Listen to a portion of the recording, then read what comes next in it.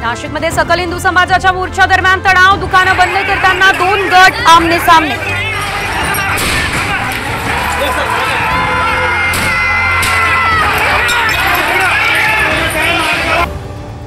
रामगिरी महाराजांच्या वादग्रस्त विधानाच्या निषेधार्थ मुस्लिम समाजाचे संभाजीनगर अहमदनगरमध्ये मोर्चे, तर रामगिरींच्या सप्ताह कार्यक्रमाला मुख्यमंत्र्यांची हजेरी।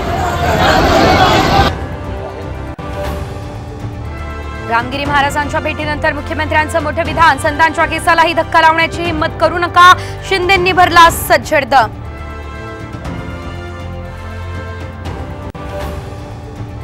पेंक सरडा बारामती सोडणार, संजय राऊतांची अजित पवार यांच्यावर ही खोचक टीका, गुलाबी रंग महाराष्ट्राला धार्जिना नसल्याचाही लगावला टोला।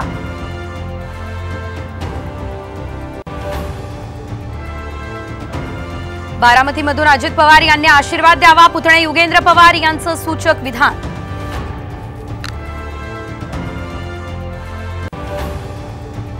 नागपुरात तलावाच्या सांडव्यावर स्टंटबाजी भोवली, तलावात बुडून एका तरुणाचा मृत्यू, उमरेडच्या मकरधोकडा तलावातील धक्कादायक घटना।